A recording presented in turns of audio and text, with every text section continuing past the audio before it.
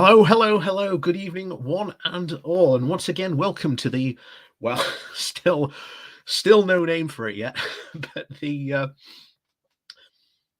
Wednesday midstream. I think we'll just call it that. The Wednesday stream, the midweek stream. I don't know. We'll call it something like that, but whatever you want to call it yourself, as always, welcome, welcome, welcome. One and all, as always, to the stream. And good evening, as always, to you all. It is, as always, fantastic to see you all here this evening. So, what a week it's been. If anything, we've seen that everything that I've been saying in the Ukraine streams since has been pretty much proved right. I mean, we'll cover in a bit Vladimir Putin's insane speech that he put out on Monday. Wow. Wow. And of course, we'll cover some of the stuff that happened in the UN this week as well, because quite frankly, Kenya, the representative for Kenya's envoy, we're going to cover his response. I think that covers it all. I think that we're literally going to let that play if you haven't seen it, because it's fantastic to watch and see this guy completely, absolutely just kick ass. And of course, we are going to round off the evening by getting into some George Galloway action. And this is very, very much a guy who is there's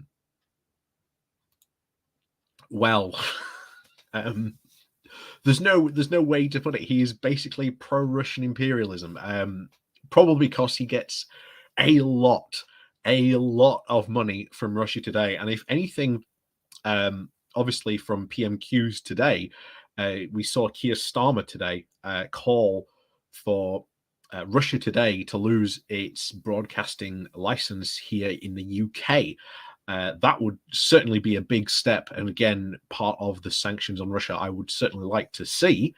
But of course, George Galloway is, again, the type of guy who gets brought on to Russian TV to basically go, just look how bad the UK is, and just, well, lie blatantly for it. But anyway, that's definitely for later on in the show, where we get into George Galloway and his antics, shall we say. But as always, let's have a talk to the people in chat and say hello to you all, or good evening to you all. Mo Green 19, evening to you. Planetary Citizen. Tom Nelson, hello to you. The Freckle Punky, good evening to you. Cathal OG, call it the midweek roast. That might be an idea. The Feckle. Daily Blaze, good. David Blase, good evening to you. Chatty Rat, evening to you. Simon says, "What is it? Wednesday? It is. It is." And yeah, that is primarily why we're going to cover. To be honest, Galloway. Like I say, I was really tempted, to be honest. The plan was this Wednesday originally to cover Russell Brand, because honestly, Russell Brand, my word, I hadn't realized how close Brand skirts the line to conspiracy theories and crafting together leftist stuff. So it's when I was watching some of his videos, I was like, I'm agreeing 50% with what he says, but the other 50% I'm not agreeing with him at all. I'm strongly disagreeing with him on that. And I think maybe depending what happens, we will cover Russell Brand at some point. Maybe we'll cover him next week. We'll have to see, of course, on this. But as always, first of all, let's dive in today to what happened in Parliament, because obviously one of the things that got talked about not only in the session yesterday where Johnson was announcing, of course, the sanctions on Russia, shall we say, and on obviously friends of, shall we say, Putin and the Kremlin. One of the things that was going around, in fact, two of the things that was going around, was quite good. Not only was this being talked about by Labour MPs, but also Conservative MPs as well. So that is quite good, because what certainly to really push through and get rid of this corruption at this point, you are going to need cross-party support. Now, unfortunately, of course, that means, of course, the bill that might get passed might not 100% maybe solve the issue of course, the dirty money laundromat that is essentially become the city of London. But if we can maybe get maybe 70% or 50% done, it's certainly better than doing nothing about it. And I hope that that push for that does become quite a good rallying cry to get something done about this. And if not, then again, it is something that opposition parties can take to the next general election, because they can show how big of an issue it is. In fact, Ian Blackford will get into just in a bit just how much money is just being laundered through London constantly. And of course, a lot of the Tory money does come from Russian oligarchs, does come from foreign sources. And of course, Boris Johnson here will say in his response that that's not the case. But unfortunately, shall we say, other information does say otherwise. The other obviously interesting thing, of course, in all this is the straight up takeaway that you have a really pushing forward to fully now implement the Russia report, which, to be honest, about time. it's about time that this does get pushed. So again, something that will again probably need cross-party support, especially in this parliament, to actually get it done.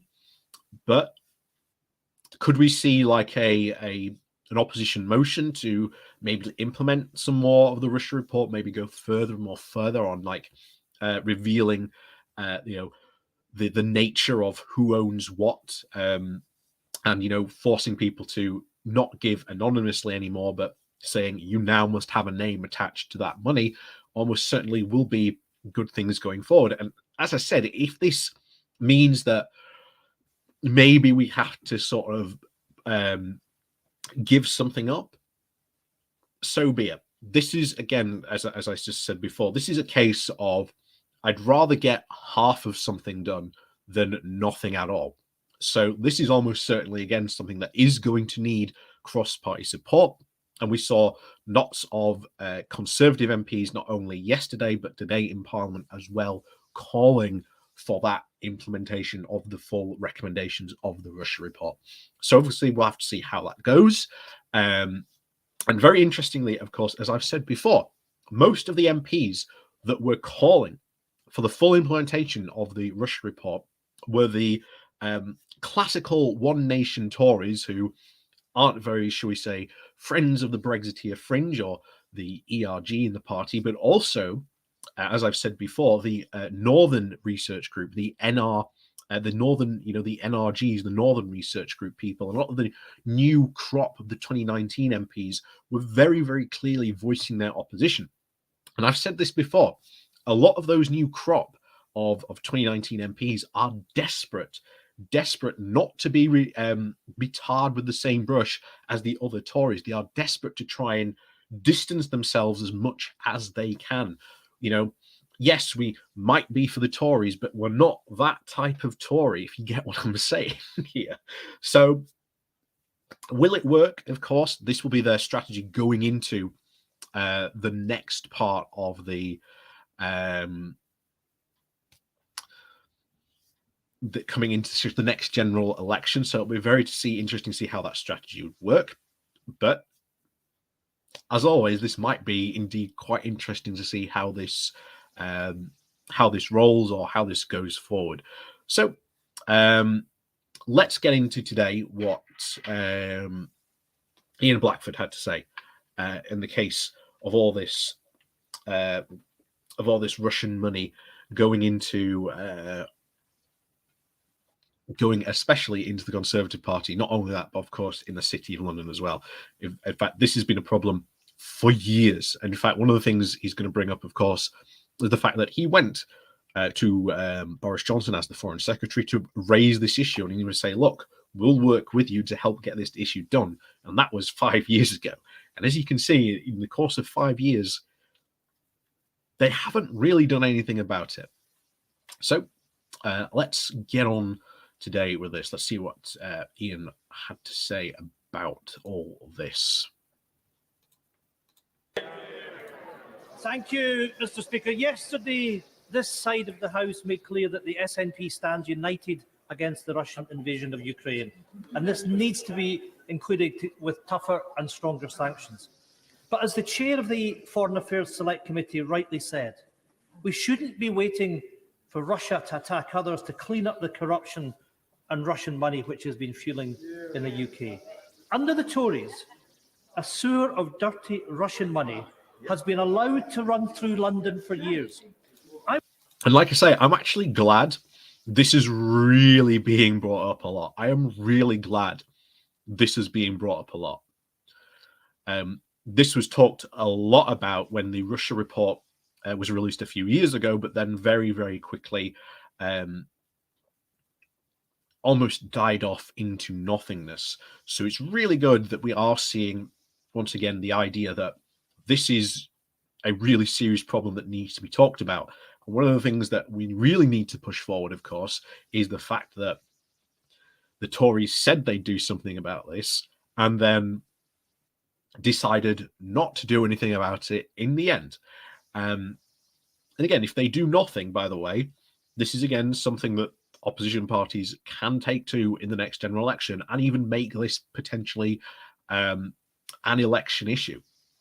And one of the, of course, the interesting things, as I said before, a lot of the, shall we say, 2019 Red Wall Tories are also very much for this as well, and potentially could cause quite the headache if this does become a political thing. And I think there's a potential chance the more, again, I don't want things to escalate in Ukraine, but if things do escalate more and more in Ukraine, then this could become more and more of an issue, which obviously you don't want things to escalate in Ukraine, but at the same time, I sort of want this to become a political issue and get taken care of.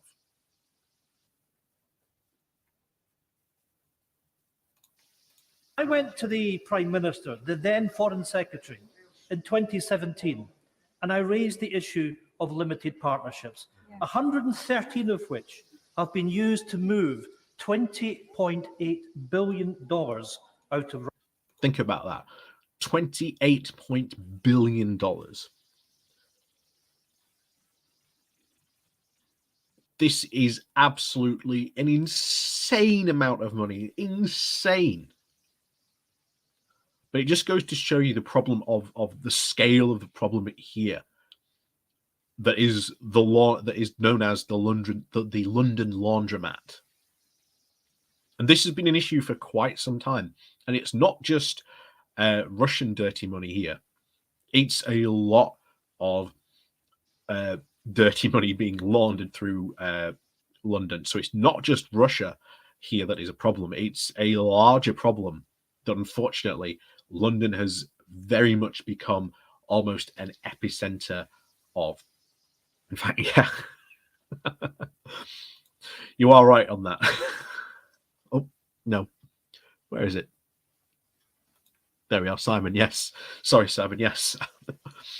It would be actually quite fun for that to happen if the EU ends up blocking UK finance for its ties to Russia. That would be quite fun.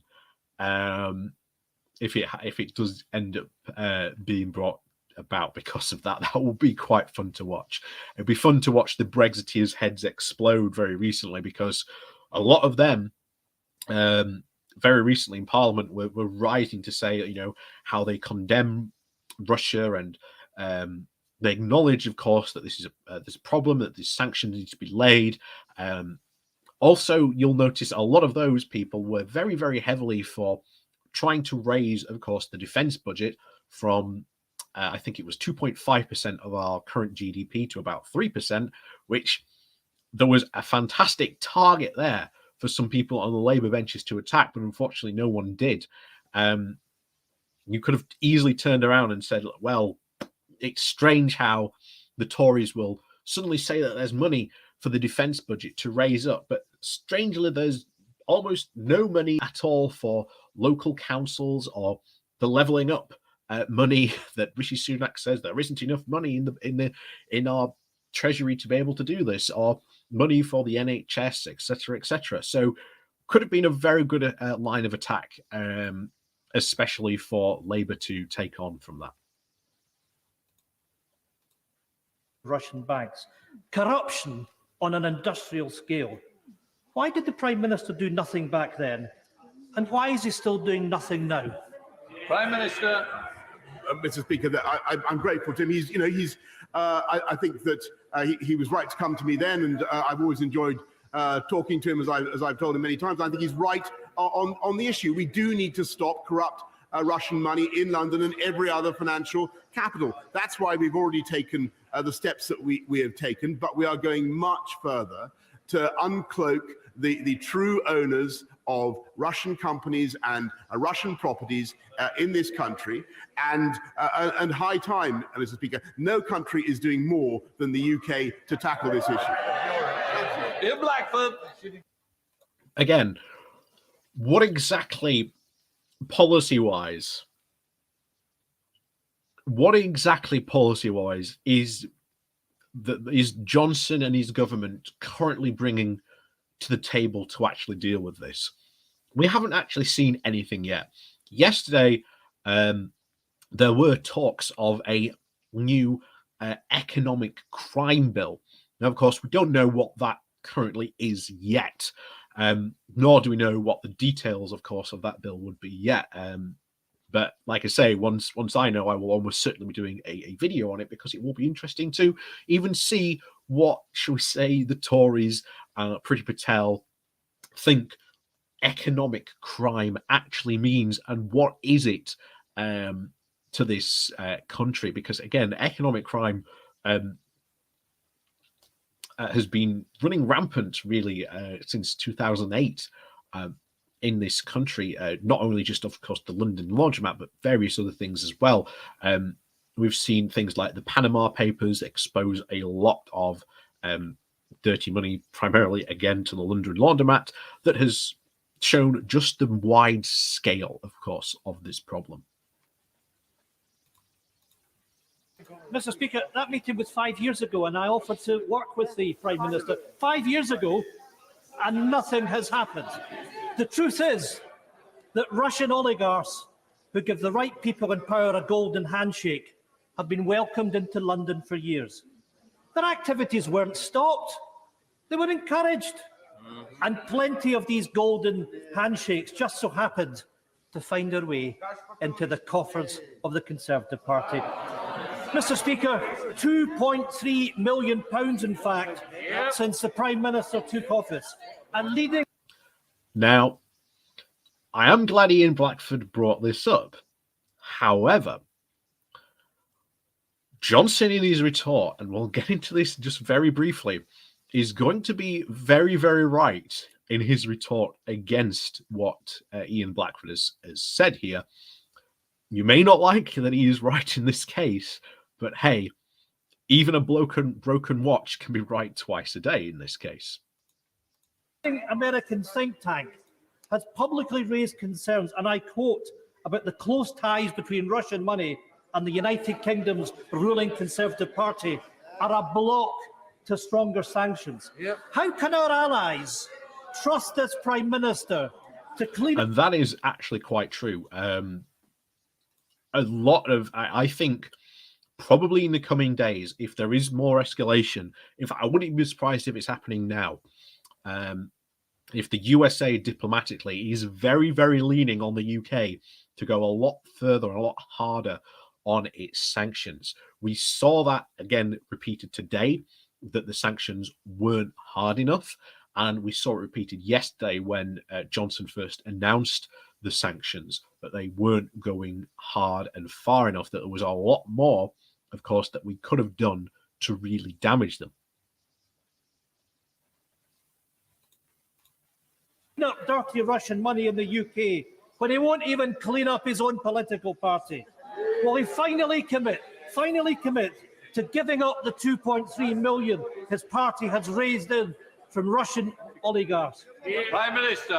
Mr. Speaker, I just think it's very important for the House to understand we do not raise money from Russian oligarchs, people who give money to this. Boris Johnson, well known that he took money from a Russian oligarch so that they could play tennis together.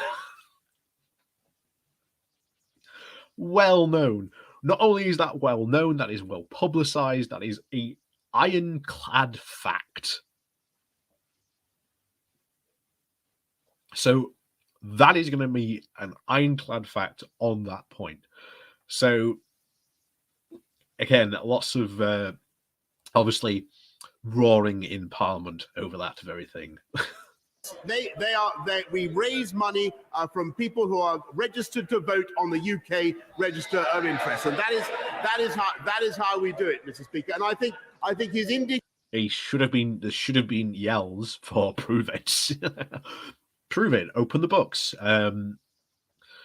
Show who's donating. It's very, very well known that the Tories are infamous for not saying who gives what money to their party. It's only very, very rarely do we ever get the slightest glimpse of who is actually donating.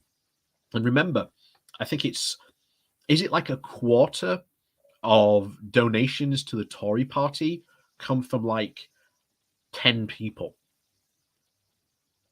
That's insane. 10 people make up, I think, again, it's about a quarter or maybe over a quarter of like donations to the Tory party just come from 10 people. Like, how much say do those people have? And who are those people that are donating that amount of money to the Tory party? Again, as we live in a democracy, we should have the right to know exactly who is giving what money and to whom. That is, accountability 101 in a democracy. We should be allowed to know that. That shouldn't be a cloak and dagger issue. We should just know it instantly. And I'm very much, again, as I've said before, for there being a cap on donations, of there basically being maybe $500, I'm not going to say dollars, but £500 maximum you can give a year to any political party.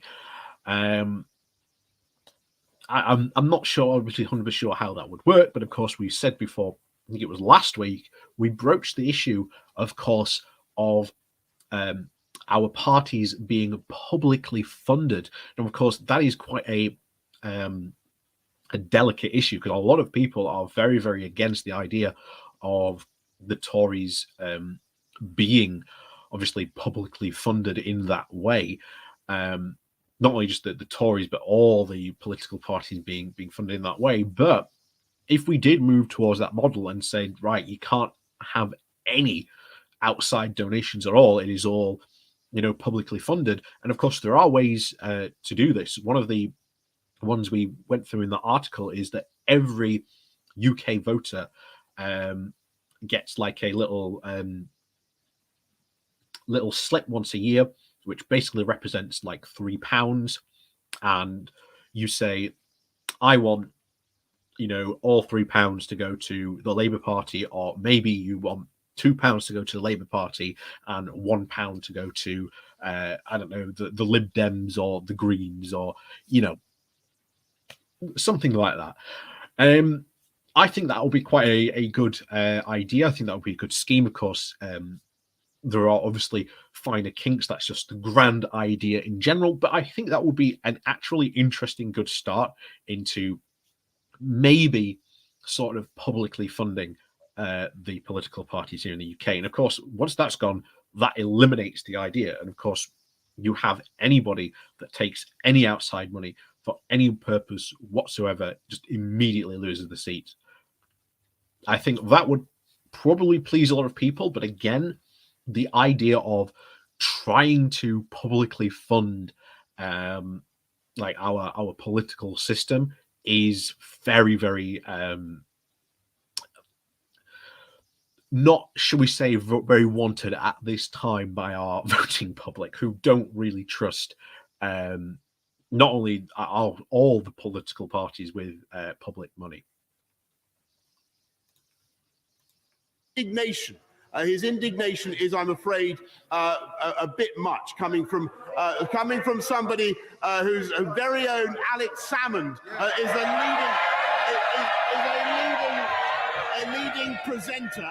a leading presenter on, as far as I know, on Russia Today, which the leader of the opposition has just called on this country to ban. He is right in that.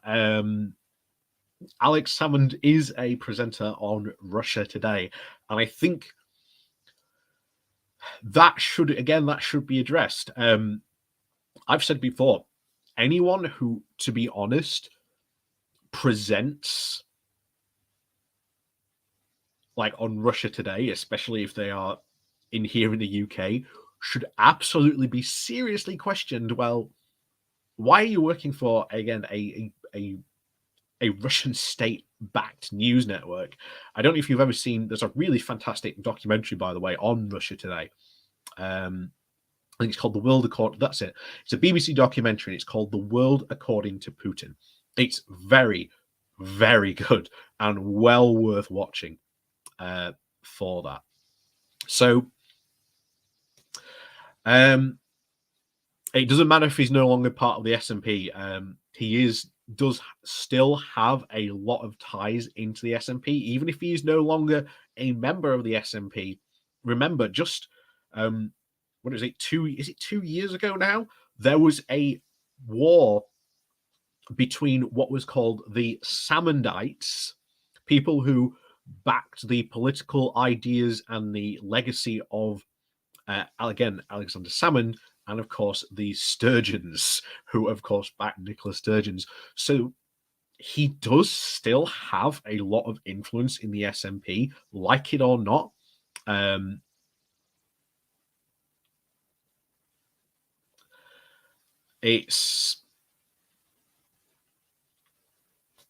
He's there, unfortunately. Even if you like or dislike, the SNP, whatever, it is a fact he's still quite a strong political influence in the SNP. You can't really get away from that. It's just an unfortunate fact, and you've just got to live with it. It's like Tony Blair. You may or may not like Tony Blair, but Tony Blair is always going to be a very political influence, very much on the Labour Party. Again, people are naming Farage. Again, Nigel Farage. I can't remember. Was Farage a Tory at one point? I generally can't remember. I don't know if you've ever actually been a member, but even though Farage, I don't think has been ever a member of like the Tory party, but still had a lot of influence over the Tory party. Again, probably obviously from his UKIP days, of course. He doesn't have, well, he still does have a bit of influence. Like I say, we'll have to see what happens in the next election, see if he decides to do anything or not in that case. But of course, the big two takeaways, of course, from the past 2 days are sort of rather encouraging on two fronts. First of all, the idea of trying to clean up, of course, the London laundromat. I'm very much for that, but it has to be, unfortunately, with it, well, fortunately or unfortunately, however may want to take it, has to be done on a cross-party basis. And we might not get 100% of what we want, but to be honest, I would rather settle for like 50% of it actually being dealt with than, as it is currently, that nothing is being done about it. So again, but that's politics. Sometimes you have to make compromises. You might not want to make compromises, but if you want to get something done, that might be the only way. And then, of course, when you do get into power, you can then pursue to extend those even further. So if you manage to get it 50% done and you get into power and you have a majority, then you can get it up forward.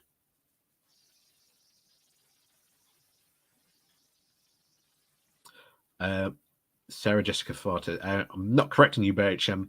Oh, hang on. But what you're saying, what we're saying is fair, but Johnson in that clip to Blackford was wrong. Again, like I say, you may not like it or not, but Alex Salmond will always be very intricately linked to the SNP. Like it or not, there are people who identify themselves as Salmondites. He has still a lot of influence on the party if, you have that. It's like Trump. Trump still has, even though, again, he seems to, obviously no longer president, at least not at the moment. We'll have to see what happens. But he has a lot of influence on the party, like it or not. This is a thing that happens in politics. And again, it's not just, there are tons of, political parties that have had, good, bad leaders, whatever, always being very much part of the party, sometimes even long after, of course, they've left. Like it or not, I'd say it was a fair attack on Blackford again to call that out. And to be honest, I think it is a fair assessment to say that someone who is a well-known presenter for Russia Today probably does deserve to have a few questions answered as to obviously what is going on there. But let's move on, shall we? Because quite frankly, I've probably got nothing to say over this clip because, to be honest, it's just so good. But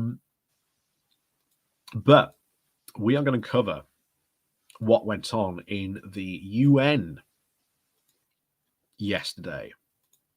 Nope. Because, to be honest, this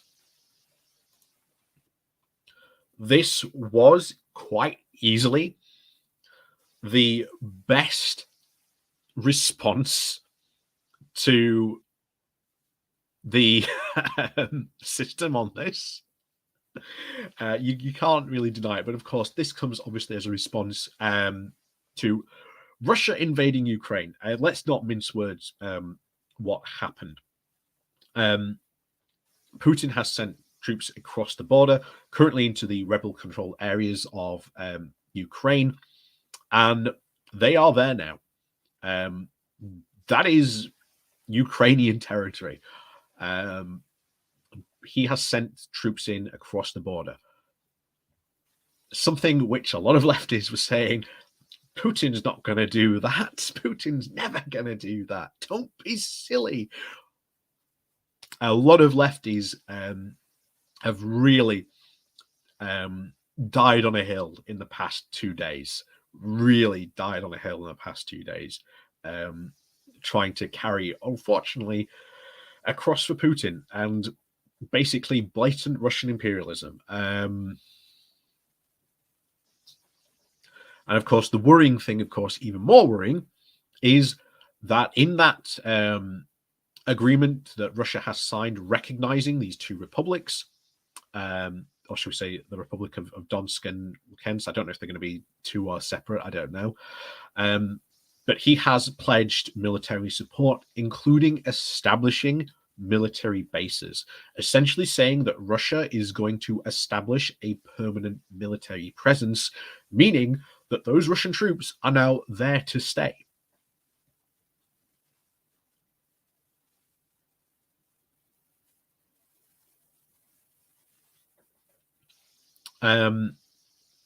This is indeed an incredible problem that this has, and it's yet another level of escalation.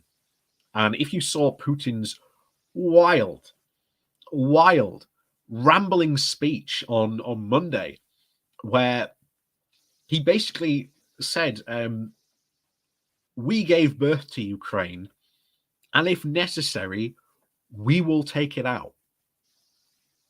I think that's pretty clear intention of what his intentions are to do to Ukraine. Not only that, but he said like the Ukrainian people have like betrayed their blood. What's that meant to mean? What's that meant to mean? Also saying that they have embraced like non-Eurasian institutions. Well, what does that mean? Obviously, he also then went on to question their sovereignty, of course. That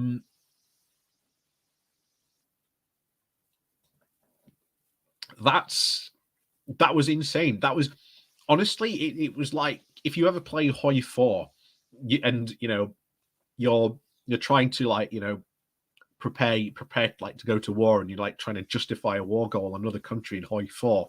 One of the pop-ups always comes up is so and so questions the sovereignty of like Brazil or Uruguay or something like that. I say that recently because I did a Portugal playthrough on Hoi 4 very recently.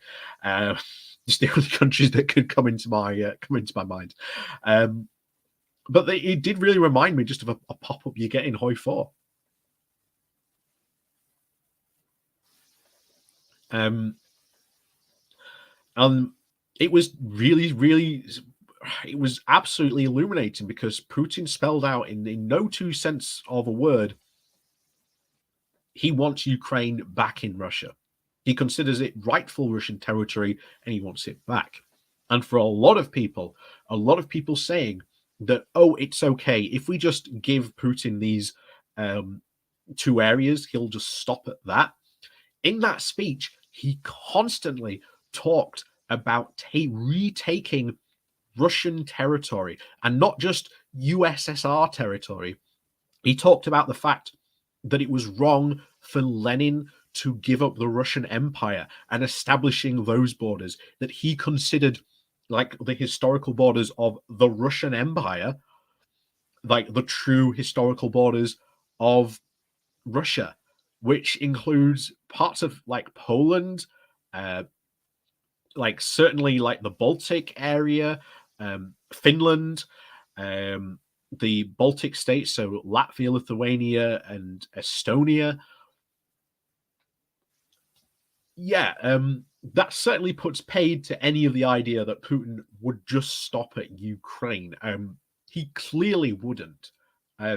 If he like I said, as a lot of people have been saying for quite some time now, if he gets away with this, he's going to try it again and on a different country to see how much he can get. And that it should terrify a lot, probably terrified a lot of people in those countries, and especially as the Londoner brings up Finland. Indeed, Finland was part again of the Russian Empire for quite a while. In fact, was it the First World War and the Revolution where Finland declared independence? I can't remember now my history on this. But yeah, this is well and truly any leftist at this point, if they are still bizarrely like saying, as we're going to get into George Galloway in a bit, if they're still saying that, like, you know, oh my God, I haven't even checked Russell Brand. Oh my God, I should check. Oh, no, we won't. We'll leave it for the moment. If Russell Brand has said anything crazy and he's still supporting like Russia at this point, I'll probably do a separate video on it. But oh my word,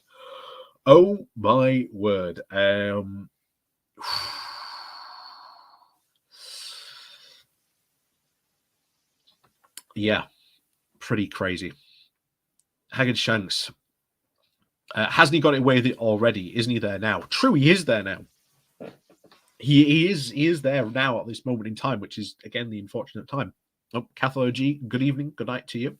I hope to see you next time. Oh, by the way, just a bit of a news announcement. I will be appearing on the first Sunday brunch. I don't know where it's going to be broadcast from. I don't know what channel it is, but it's going to be a couple of us British YouTubers grouping up together to do, of course, cover bits of the story from the week. I know there's me, there's Max involved. Who is it? Political X. I can't remember the other guy that's involved. I'm sorry if I can't remember your name, but I only just read it this morning and I just briefly scanned the message. So I'm sorry if I've forgotten or I've left out your name. But yes, that will be on Sunday, sort of Sunday afternoon. I think between 10 and 11 o'clock. I think we're planning to do it. I will let you know when we do it. I will post links, etc., etc. I don't know if I can broadcast it to my YouTube channel. But yes, we will be doing that. It'll be I think it'll be quite fun, to be honest. We will be discussing Ukraine as well, amongst other things as well.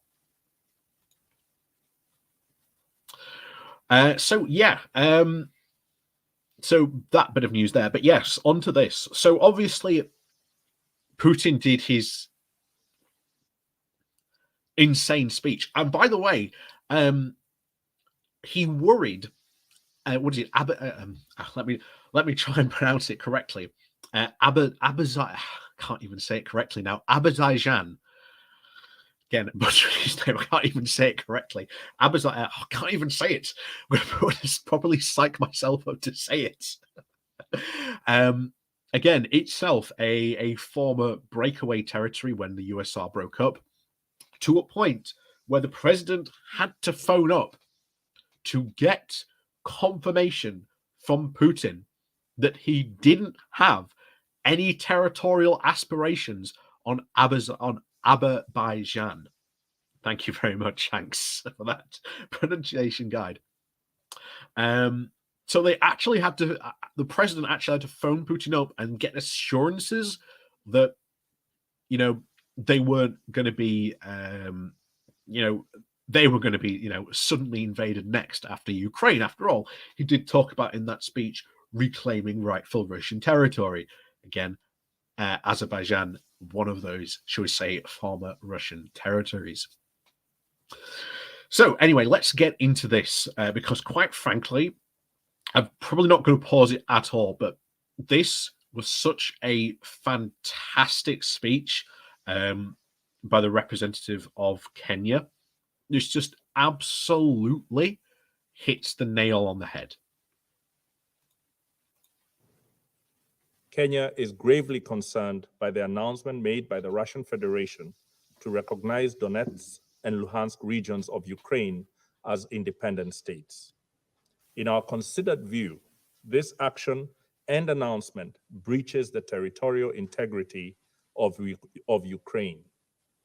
We do not deny that there may be serious security concerns in these regions, but they cannot justify today's recognition of these regions as independent states, not when there are multiple diplomatic tracks available and underway that have the ability to offer peaceful solutions. Mr. President, this situation echoes our history. Kenya and almost every African country was birthed by the ending of empire. Our borders were not of our own drawing. They were drawn in the distant colonial metropoles of London, Paris, and Lisbon, with no regard for the ancient nations that they cleaved apart. Today, across the border of every single African country live our countrymen with whom we share deep historical, cultural, and linguistic bonds. At independence, had we chosen to pursue states on the basis of ethnic, racial, or religious homogeneity, we would still be waging bloody wars these many decades later. Instead, we agreed that we would settle for the borders that we inherited, but we would still pursue continental political, economic, and legal integration. Rather than form nations that looked ever backwards into history with a dangerous nostalgia, we chose to look forward to a greatness none of our many nations and peoples had ever known. We chose to follow the rules of the Organization of African Unity and the United Nations Charter, not because our borders satisfied us, but because we wanted something greater, forged in peace. We rejected irredentism and expansionism on any basis, including racial, ethnic, religious, or cultural factors. We reject it again today. Kenya registers its strong concern and opposition to the recognition of Donetsk and Luhansk as independent states. We further strongly condemn the trend in the last few decades of powerful states, including members of this Security Council, breaching international law with little regard. Multilateralism lies on its deathbed tonight. It has been assaulted today as it has been by other powerful states in the recent past.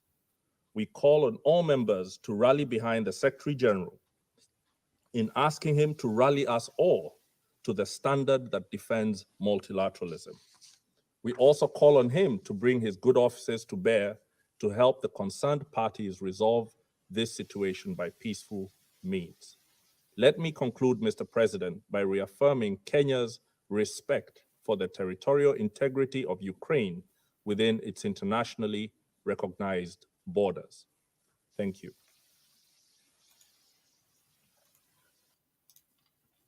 And I'm just sorry at that point. What an absolutely fantastic speech there. What an absolutely fantastic speech. Bravo to that guy. What a speech. And so perfectly put. Absolutely. That Kenya knocking it out of the park. What a speech. What a speech. I have nothing to say. I have no notes. I have no notes. I had nothing to say about all that. Absolutely fantastic. And to be honest, if you see any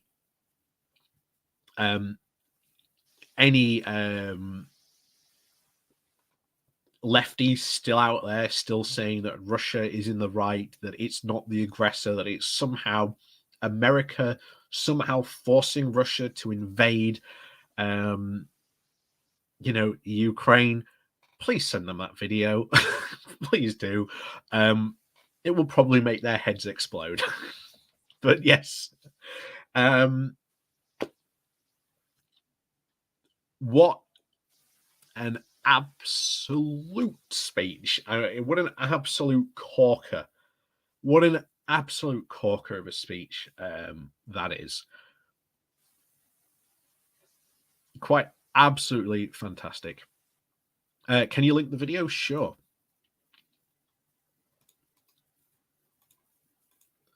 I'll just put it in the chat for you. There you go. There you go. Links in the chat there to that speech. Honestly, no notes. There's just what can you say about that? That speech was perfect. It sums it up perfectly. The situation completely perfectly. Hey, we in Kenya, we've got our countrymen in other countries, but we ain't going to pursue it because it would probably lead to bloodshed just without end. We are here to build a nation, and we will build it in the nation that we were given, and that is what we will do. And if necessary, these people do want to join us or whatever, then we will pursue it through peaceful means. What an absolute banger of a speech. There's no other way to put it. It was absolutely genius. Absolutely genius speech there. So now on to the main star of the evening. As always, time slipped away from us, as it always has.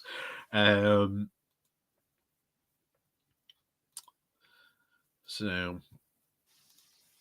here we have the man himself YouTube channel. I don't know if he's done a new speech, a new video since. Let's hit the refresh button. See if he hasn't, but no. So, wow, straight away.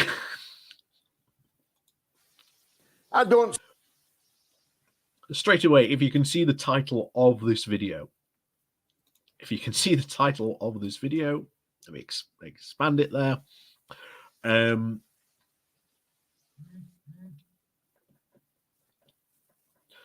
Galloway's broadcasting tonight, is he?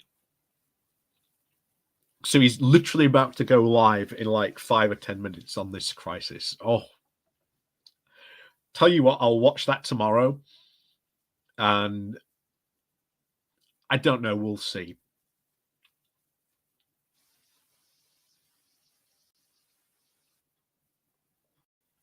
We'll see. We'll see what happens there on that.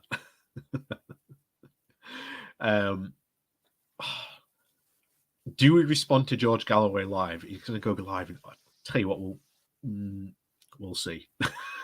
We'll see. Oh, we'll see. But anyway, the title of this video says it all.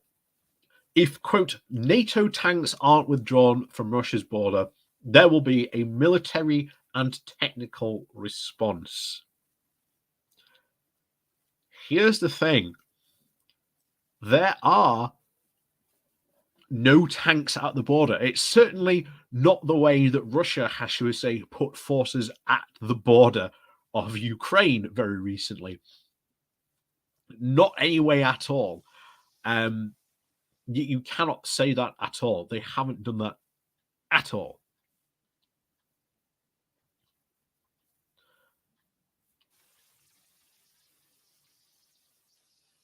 But, oh, yeah, this is...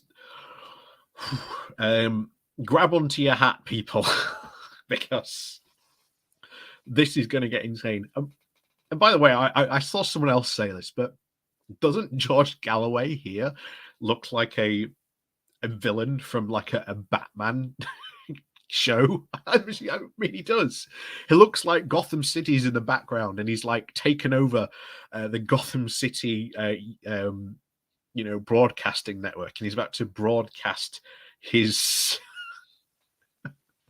evil scheme live across the citizens of Gotham. It really does. Oh. So let's find out what George Galloway has to say on this, but get ready. Hold on to your hats, people. Hold on to your hats.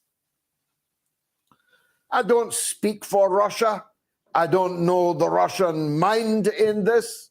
I can only tell you what I would do. I would say, if you will not push back NATO's tanks from my lawn, I will have to push them back for you.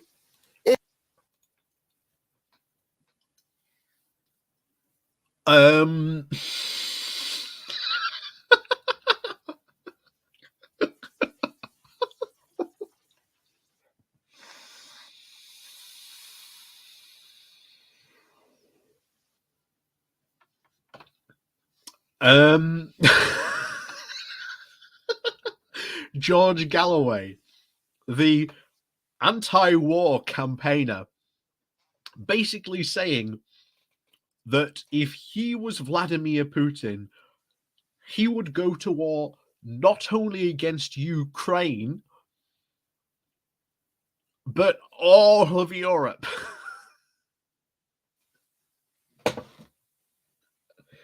Oh my word.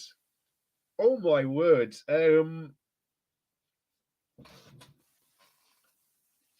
There's your anti-war campaign, people.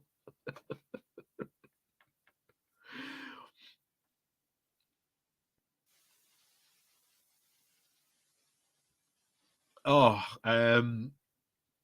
wow. What a start to a video. What a start to a video. And yeah, wow. Oh yeah, that is Clue Daily Blaze. George Galloway still needs to eat that hat because he did lose the Batley and Spen by-election.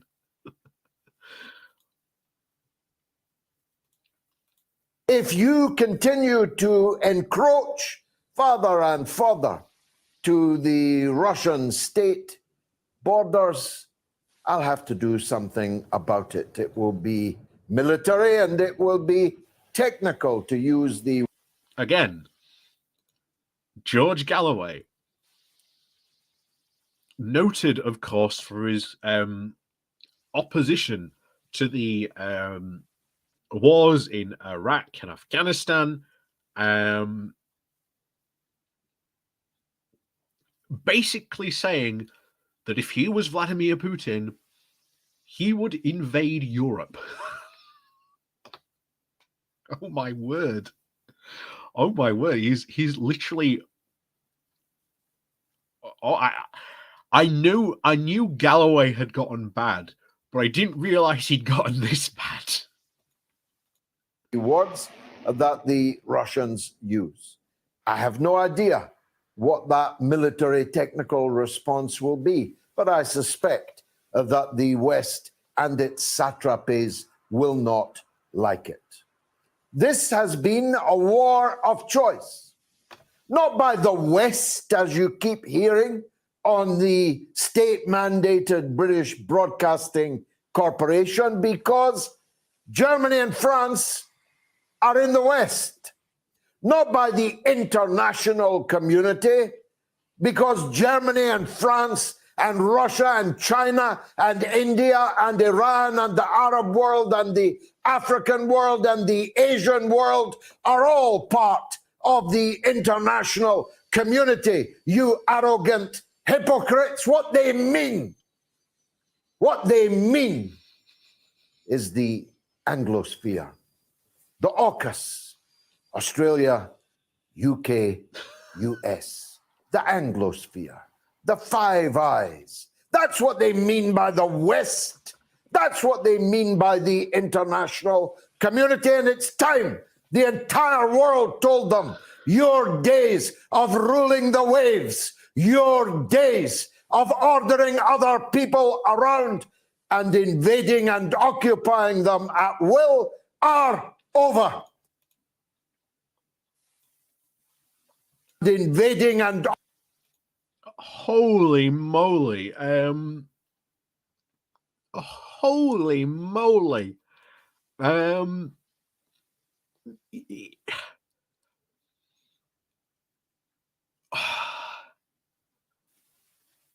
That's a pro-war argument.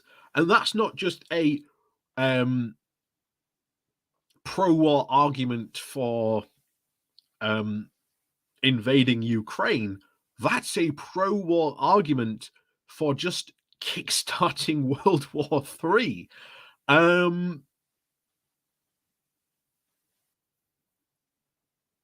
Holy moly. As I said earlier, I knew Galloway had gotten bad. I didn't realize he'd gotten that bad. Holy moly. Whew.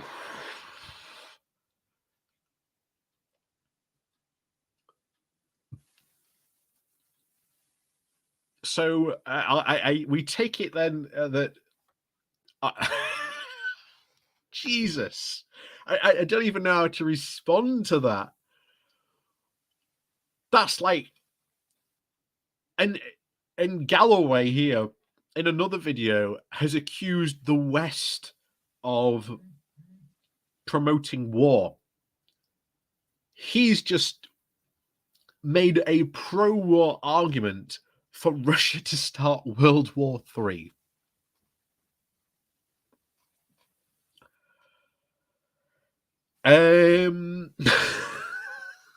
Oh my word. What's this? Galloway's Workers' Party broadcast is live now. Go to Mark My Words YouTube channel.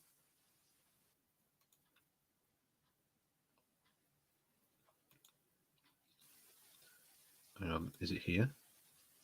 There he is.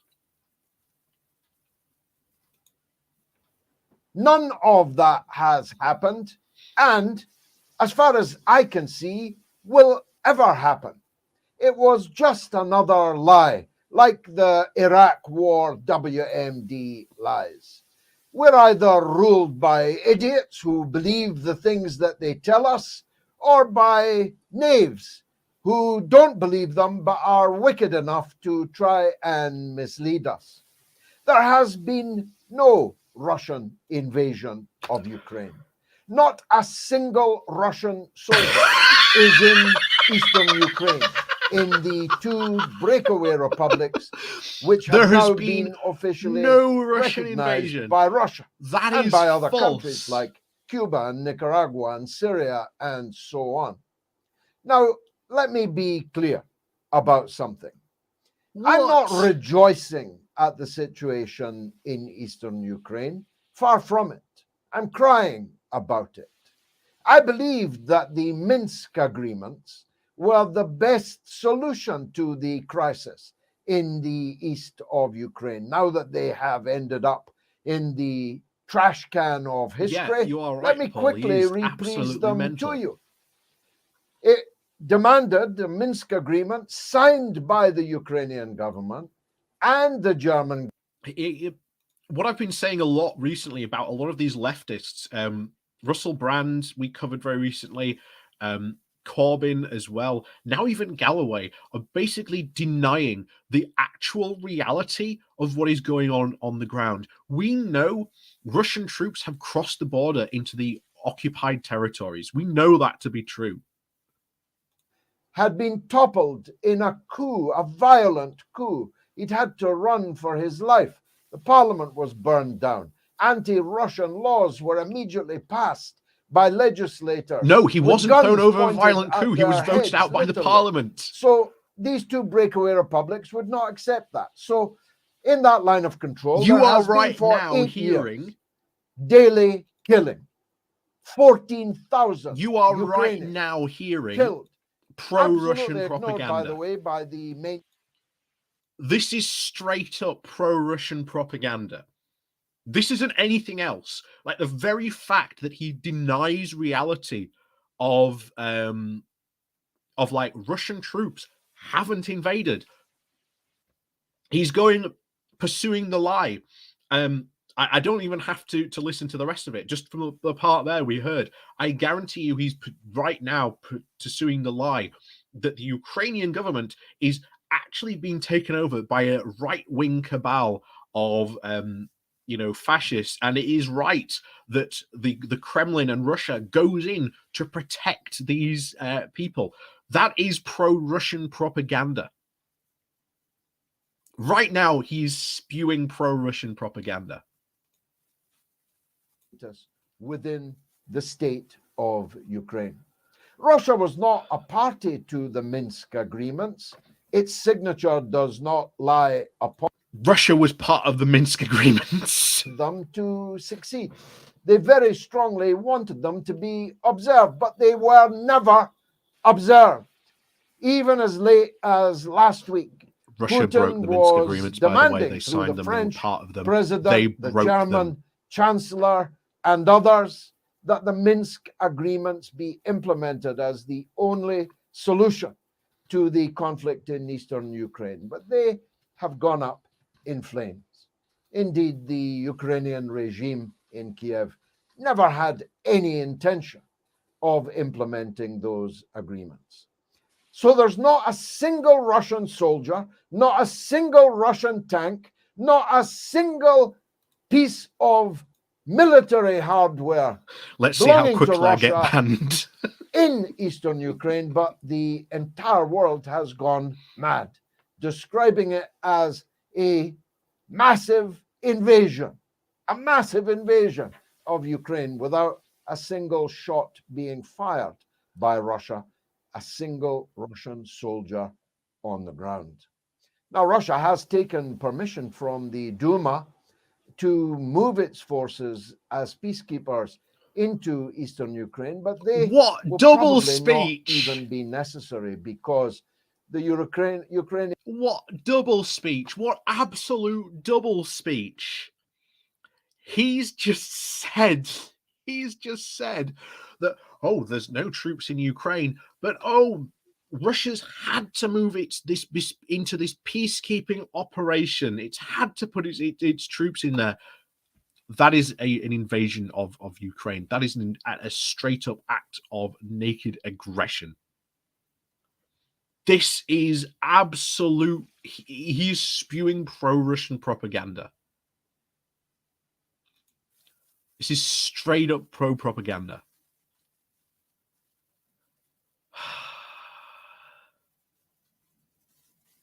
Take the British Defence Minister, Ben Wallace, who once served in the Scots Guards, though I saw more action in the NAFI when I was in the Army Cadet Force, Royal Artillery Battery 2, than Ben Wallace ever saw, I can assure you.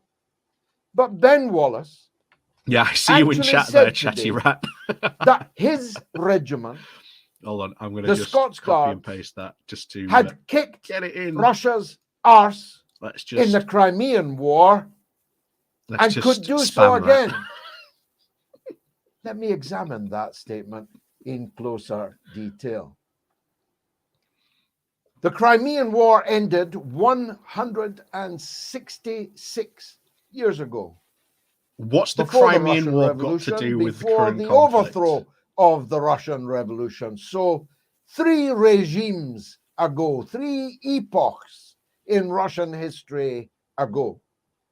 Since when Russia and the Soviet Union destroyed Hitler fascism in the ruins of Berlin. Since when Russia became a nuclear power, then It's a got nuclear nothing to do with the current superpower, crisis. now a This is blatant hypersonic Russian nuclear propaganda. superpower. Ben Wallace thinks the Scots Guards could kick Russia's arse. I don't think Ben Secondly, Wallace and in thinks that. parenthesis, his memory of the history of the Crimean War doesn't quite square with mine. Into the guns rode the gallant 600. The atrocities of the Crimean War, the suffering of our soldiers in the Korean War appears all to have escaped our defense minister's historical memory. The truth is, the Crimean War, the first war to be photographed, was a bloody charnel house, not something to be joked about, even though Ben Wallace probably wasn't joking. And the third point to be made is this. As our defense minister, Ben Wallace commands an entire British armed forces that could comfortably fit into Villa Park, the stadium of Aston Villa. Russia has almost as many men in one parachute regiment, 60,000 of them, as the total of all our Army, Navy, and Air Force. What's that again? Why do I label this to do point? with It's this? because this imperial, What has any of delusion this got to do with the current has crisis? led our country once I've again been right responded into to. the front line of an international conflict which has nothing whatsoever to The British do with Defence us Minister brought it up. and which we cannot affect in any way unless we're going to fire nuclear weapons at But Russia, sorry to in this which person case that, they'll that fire them brought back, it up. and this will be the What has last this anything got broadcast to do with the current I crisis? ever make or you ever I don't even think Ben hear. Wallace was right to bring that up. It's not, But Crimean short War's of got nothing firing to do our with this. US-controlled Trident submarine missiles at Russia, we cannot affect this conflict in any way. All we can do is hurl shouty, sweary words at Russia. The fact that so many of our people have not yet cottoned onto this is a major problem in British life, because it leads to our people falling in behind every brassy bugle, every sordid drumbeat that every British government, Labour or Conservative, has issued forth over recent decades. And this amongst people who know that our media are liars, know that our political class are liars. What about Russia and the lies that is told? What about the fact? Lying about Here's the thing that a lot of leftists, by the way, very recently have absolutely lost their mind over, by the way. Throughout all this build up to the conflict very recently, American intelligence has literally called everything right. Everything that Russia has done, it has predicted.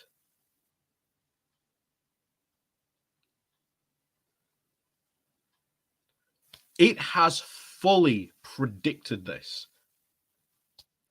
So American intelligence here on this case has been absolutely 100% accurate, and we should be worried because they have again been predicting that this is only the first phase of this potential crisis. We can only hope it doesn't escalate to those other phases and that this has been put off by them calling this out. But yeah, this is absolutely insane. This is crazy. What is Galloway doing here on this? My God, I'm really hesitant to now dip back in what he's saying about it now. Mendacity, lying, state-sponsored, state-organized, relentless, 24/7 lying. What? They lied about the cause of this crisis. False and flags. They are lying about what's happened. No, they're still all talking about a Russian invasion as if an invasion had happened. And some poor fools believe them. Now, let me make something very clear to you. We in the Workers' Party are not political supporters of the Russian president, Vladimir Putin. I've told you before. Christ, it sounds like it. I myself would not have voted for him. We have political differences, serious ones, with the Russian president, Putin. We're no more in favor of crony capitalism in Moscow than we are in London, though the difference for the crony. This is crazy. I mean, you talk about like the false flags. Like one of them that happened just this week. Russia came out and said that they had blown up 2 APCs who had crossed the border into Russia to commit acts of sabotage. Well, okay, where are the pictures of these APC? Oh, they just don't exist. They just don't exist. Surprise, surprise, they just don't exist. What a surprise. What a shock. Wow. Not only that, But they also accused Ukraine of trying to stage a chemical weapons attack. Again, predicted by USA intelligence that Russia was going to try and portray false flags as an attempt to stage the invasion into Ukraine. Hang on, have I been responded to there? Republics invited Russia in. Western invasion of Syria, Iraq ignored. Figure it out. I don't have to. This is an entirely different situation here. I'm sorry. I'm not even responding to you, my chat. I'm responding to his chat. What on earth am I doing?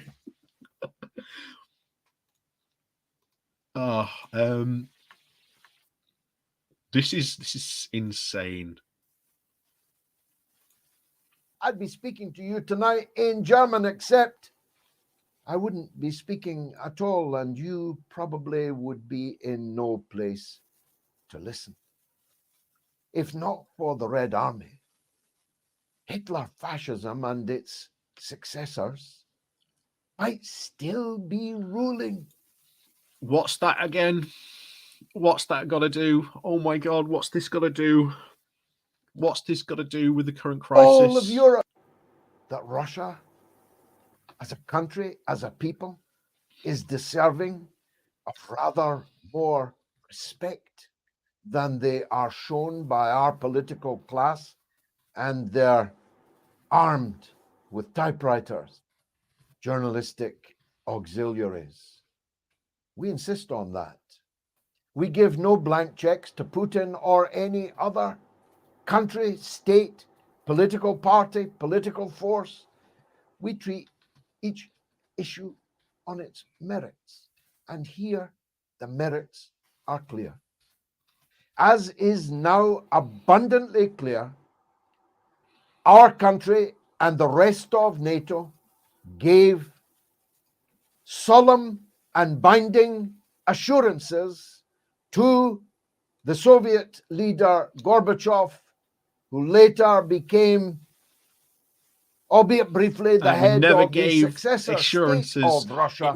It was in word. That it was not NATO in writing. would not expand 1 inch, I quote, 1 inch east of the river Elbe. These promises have all been broken. And Russia, which has twice been invaded from the West, by Napoleon, then by Hitler, will never allow. By the way, what he has just said there, that's a Putin talking point. That's what Putin said on Monday. Oh my God. Oh my God.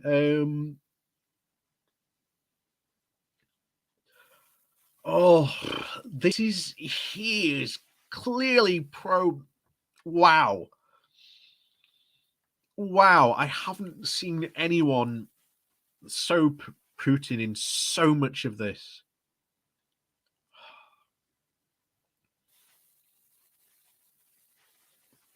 Yeah, if Napoleon would not been defeated, we would speak French. If German would have been defeated, we're speaking German now. Now we need to prevent speaking Russian. Indeed, quite true, especially if you are in Ukraine.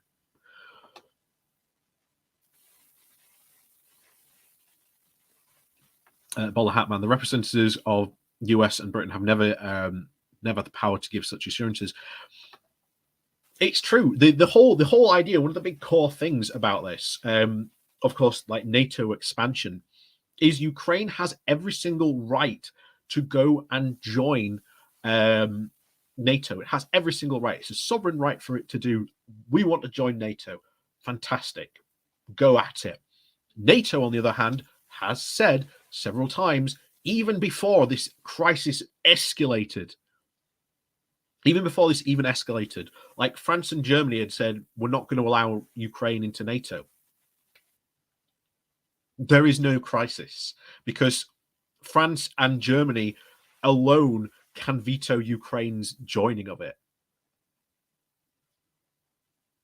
So this is just the idea that this is all about NATO expansionism. Not true. Not true at all. And here he is. He's probably spouting off yet more pro-Russian propaganda, which is absolutely insane. I knew that he was I knew that he was so pro-Russia, but my God, to be recreating all this, like it's oh my word, I don't even want to like dip back into it because it's just he's going to be spouting yet more pro like Russian propaganda. Wow.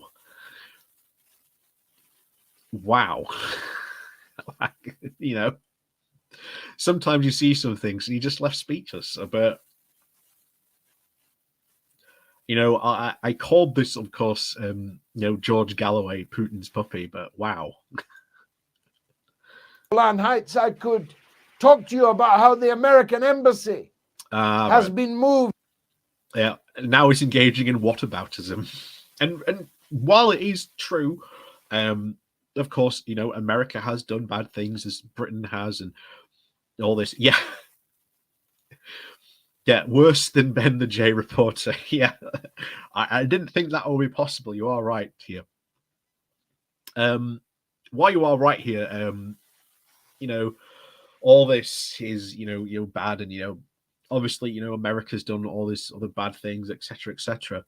Doesn't excuse, of course, Russia's doing what it's doing now. It doesn't excuse what it is up now. Chatty rat. I don't think George Galloway is a tanky. That's what you're describing that he would be. I do not think George Galloway is a tanky. I do not think he is that far gone. But we'll see. We'll see. Dare we dip back in now? Because he's probably still going on about his whataboutism. Here's the thing, and we have talked again. I don't think we've ever really talked on this channel about obviously the invasion of stuff. Of course, we're against that, but it happened. Yeah, we were against it, but there was very little we could do about it, to be honest. If you were against it, great, but just because you were against that now, you should not be against what is going on here in Ukraine. You should be fully supporting this. I'm a lefty. Does that make me a Rusky? No. I might have to inform people what a tanky is. A tanky is basically someone who is on the left, but filed under this delusion that like the USSR, that Stalin did nothing wrong, that the USSR was this massive socialist workers' paradise, that it was all perfect and all fantastic before capitalism ruined it all. You know, Stalin did nothing wrong. Mao in China did nothing wrong. That, you know, China is doing right. That for the fact they also heavily support, not surprisingly, that Taiwan is like rightfully part of China. They heavily support not the anti the protesters in Hong Kong. They support the Chinese authorities cracking down on those protesters. Again, like I say, unfortunately, tankies are a whole thing. And if you've never heard of them before, welcome to that term. I'm sorry that I've brought that term now into your lexicon. Good luck, because if you've never encountered them before, wait for that. Anyway, let's dip back into this, see what he's saying. A thoroughly independent organization. If you believe that, I've got a bridge here in Edinburgh that I can sell you, going cheap. Ofcom in return has promised a rapid escalation of its consideration of the government's wish for it to review the role of RT and Sputnik here. Yeah, can't have that. I mean, he might lose his paycheck. The stakes are quite high, actually. Because if they take RT and Sputnik off the air, the BBC and I hope every British broadcaster and journalist is quite quickly thereafter on a plane out of Moscow, never to be allowed to report from the country again. And I hope the new republics in the Donbass do the same to the BBC Yeah, and other. He's supporting the British new republic, correspondents so my there. word. But it's more than tit for tat. You know what's going to be funny? It will prove. You know what's going to be funny, because this is exactly what's going to happen in Ukraine. What's going to happen in these new republics is exactly what was going to happen in Ukraine. There is all of a sudden going to be this magical referendum where about like 90% of the population suddenly miraculously vote to be part of Russia. Wouldn't that be wonderful? And these new republics will just cease to exist because they'll just become part of Russia. God. And we know that's what's happening. That's exactly what they did. That's exactly what they did in Crimea. It's exactly what's probably going to play out in these new republics as well. Like I say, they won't be republics for long. To hear us will find us. This is not 1922. This is 2022. Russia has plenty of means at its disposal to be a platform for the alternative point of view, the RT and Sputnik now are. Only one subject tonight. I think it was justified. But if you want to know what we stand for, check out our 10-point program. The first point of which is that we believe in British withdrawal from NATO and consider NATO to be an imperial war machine. When we wrote that, we weren't, of course, aware that it would all be being proved all over again on our television, in our parliament, in our newspapers in 2022. Check us out. Follow us on our social media portals. Join us if you like what you see. You stay with us just to hear an alternative point of view. That's what free speech is all about. Thanks for watching.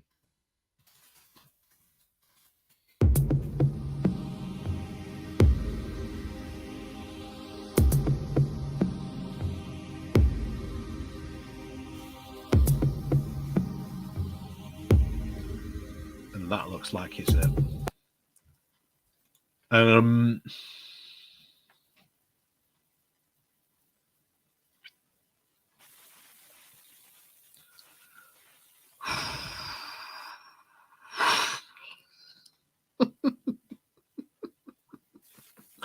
Yeah, exactly how I feel at the moment. Long whistle.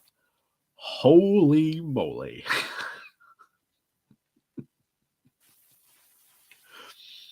Holy moly.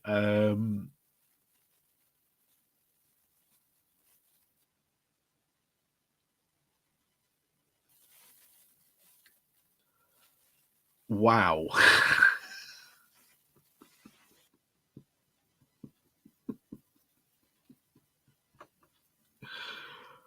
Oh, wow. I said it at the beginning. I knew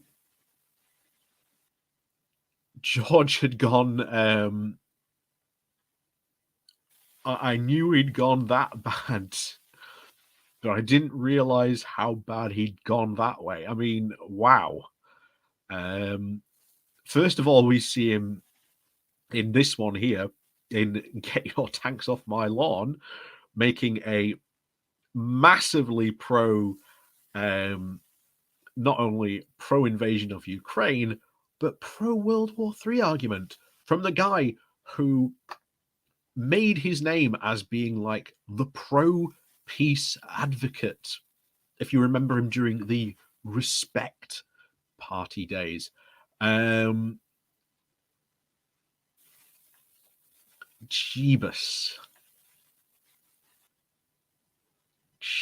You are right there, dude. Yeah. Now that guy definitely stands with Russia. Yeah. You have basically just seen there and witnessed. Don't even have to show you the full video.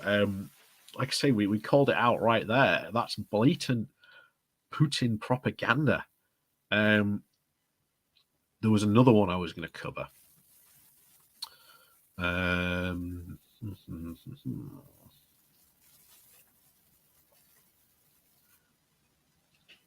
There was this week the war in Ukraine.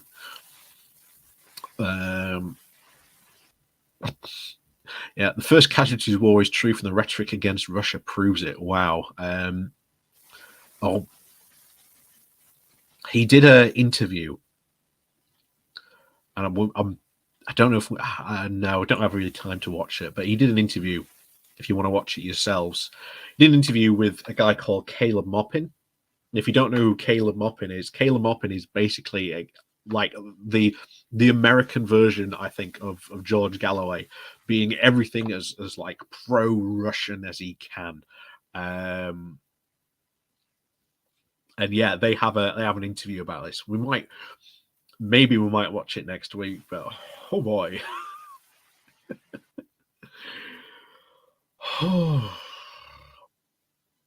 Oh Lord, Caleb. Yeah, I guess you know who I'm talking about there, Shanks. Yeah. Like I say, those two in the interview, crazy. Yeah. I'm guessing you've seen this interview with Sam Cedar and Vosh. Yeah. Now imagine Caleb Maupin having a talk with his like Scottish clone, because that's what it is. That's exactly what it is. What's this? Bullhat man. How are all people in the West who scream pro-Russia are always the people who don't speak Russian? Well, let me just tell you the story. They probably have a lot of rubles in their back pocket, a lot of rubles. And quite frankly, they don't have to speak. You know, the money does the talking for them, or shall we say, the money tells them what talking points to talk about. Yeah. The grey zone, maybe you need to do a segment on them. Maybe in the future we'll have to see. What's this? Dude, you want to have some fun? Try Redacted Tonight. They don't even mention Ukraine despite being RT affiliates. Ooh.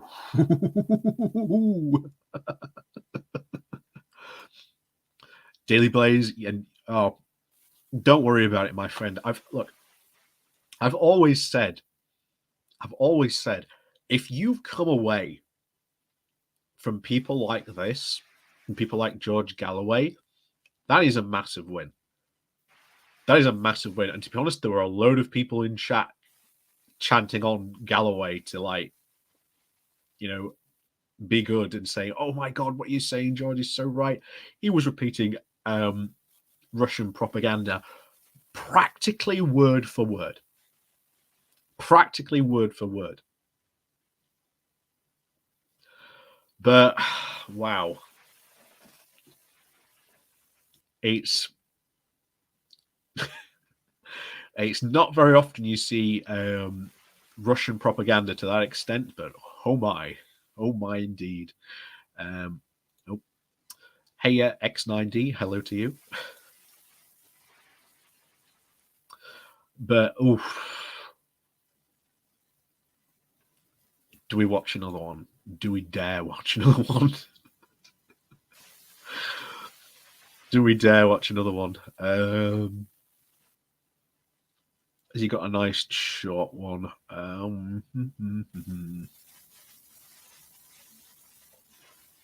What's this? Your enemy's enemy is not your friend.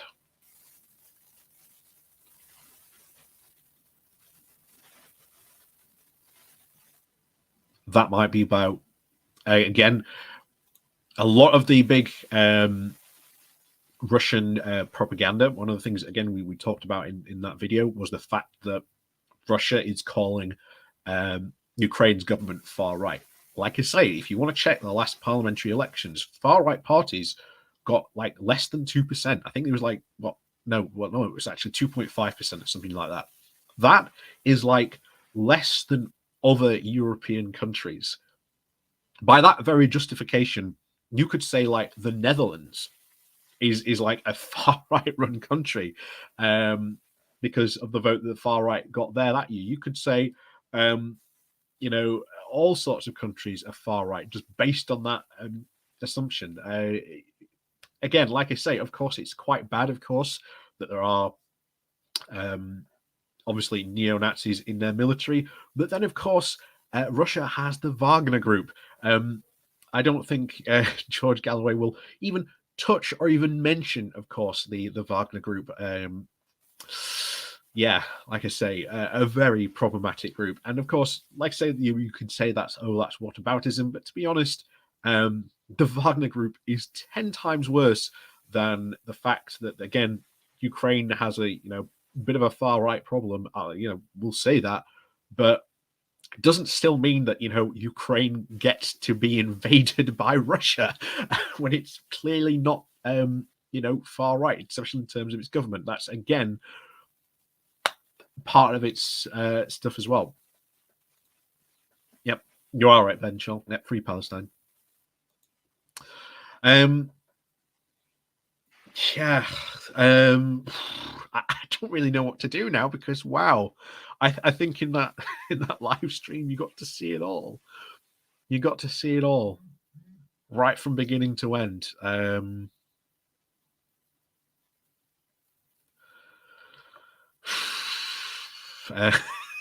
Wow.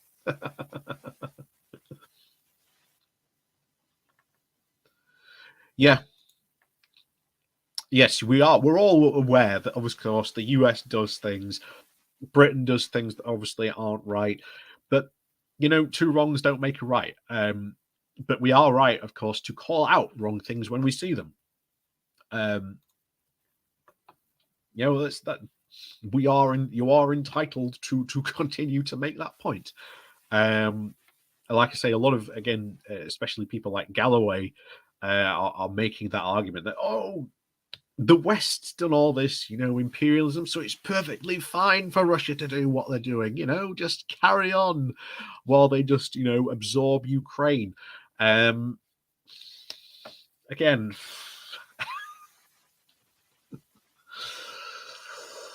yeah. Yeah, pointing out what about USA flaws is whataboutism, yeah. Because most of the people on the left that are heavily simping for Russia, trying to, again, justify what Russia is doing in its invasion of Ukraine, are literally bending backwards to try and justify this in any way, shape, or form. So they are going over to, they're going, what about the invasion of Iraq? What about the invasion of Afghanistan? What about all this stuff? Even Russia put out like a list of what it called US aggressive wars, dating all the way back to like the 1800s and something like that. So yeah, again, Russian propaganda, and lefties are falling for it, hook, line, and sinker, because they grew up on the idea of USA bad. And the problem is when they're chanting that, people like Putin sidle up to them and go, USA bad, and they find themselves on the same side of this. So, yeah, this again, I really do hope, of course,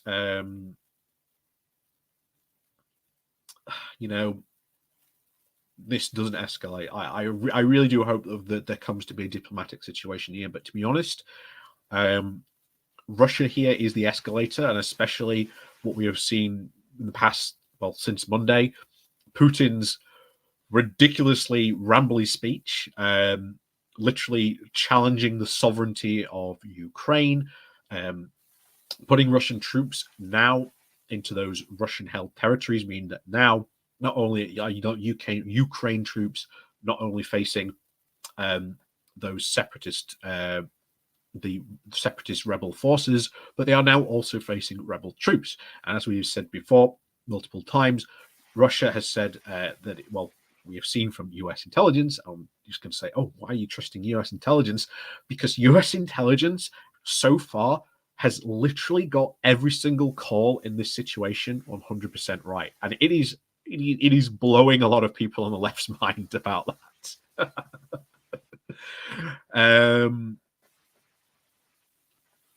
So yeah, it's absolutely insane that we hear.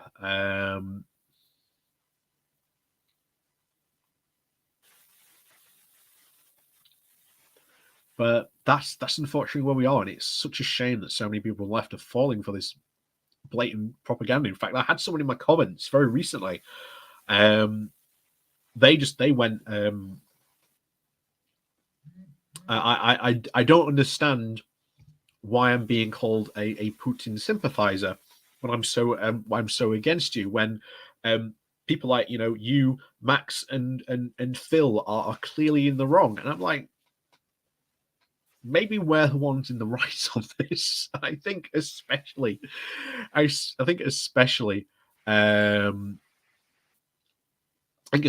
here in this case.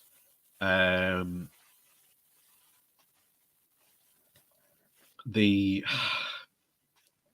just so many people who are just so anti-American that they can't see the Russian imperialism for the trees. Any imperialism is bad from any country, whether it's we do it, America does it, whoever.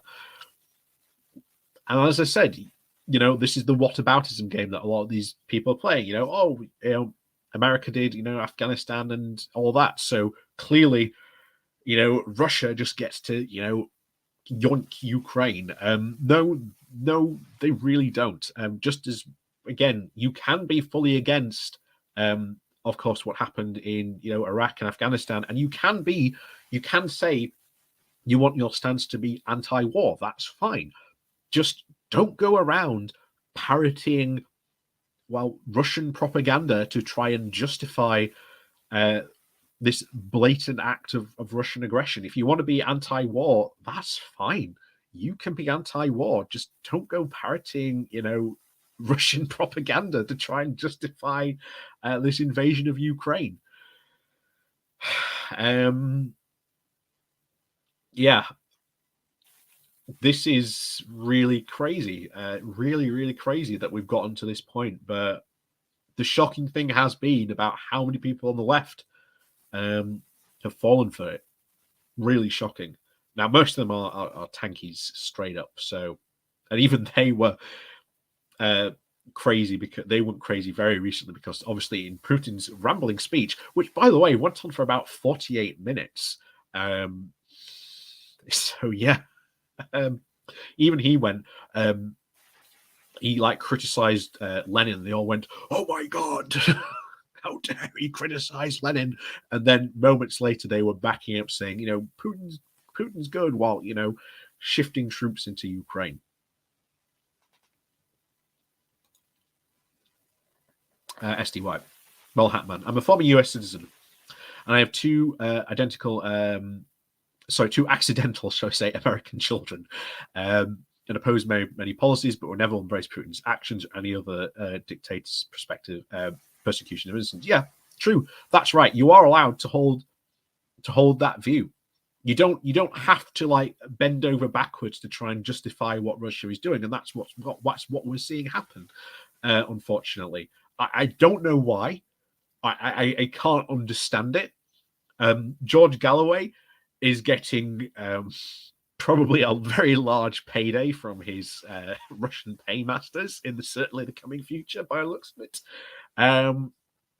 But there are many people who really just should have no excuse. And as I said before, you can be anti-war. De Silva's, yeah. Sorry, where are you? Missed you now.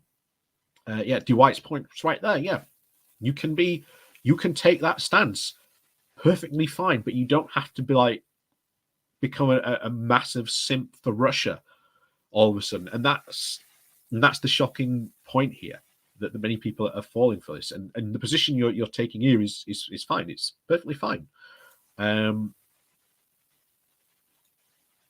But this is the craziness about it. I can't believe so many people are falling for it. But yeah. Wow. Wow. Maybe we'll cover George Galloway again in another time. And I think George Galloway might need another full deep dive, to be honest, because we've been going for 2 hours. I don't plan to go on for this long. Sometimes we do, sometimes we don't. But hey, there you go. So, as always, thank you so much for coming to join us this evening.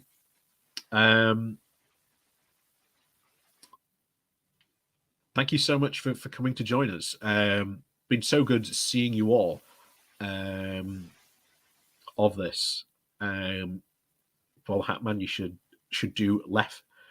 Paul Hatman, you should do what? Left anti-Semitism and can't even say it. I've been talking too long. So just read your chat. Please don't fight. Please don't do anything stupid. To be honest, I am a very fair moderator. There are lots of times I could have banned people, but I haven't. I just let them vent. To be honest, they eventually just fade away. But I might have to start in the future. I think maybe cracking down a bit. But yes, thank you as always for joining us today. It's been absolutely load of fun today for this, as always. Like I say, fingers crossed. It looks like the weather on Saturday is going to be good, so we will be able to get out and about for a good morning walk, which I'm looking forward to, getting out in the fresh air with you all. Like I say, fingers crossed the weather is looking fine. And of course, on Sunday, like I say, when I get more information about the Sunday brunch and what we're going to do with it, I'll let you know. But as always, thank you very much for joining me. Like I say, links down below for my Patreon page and a one-off donation link called Buy Me Coffee, where you can, buy me coffee. And of course, do remember to hit that like, share, and subscribe button if you are new to the channel. And as always, we'll see you all very soon again, and hopefully on Saturday for a good morning walk.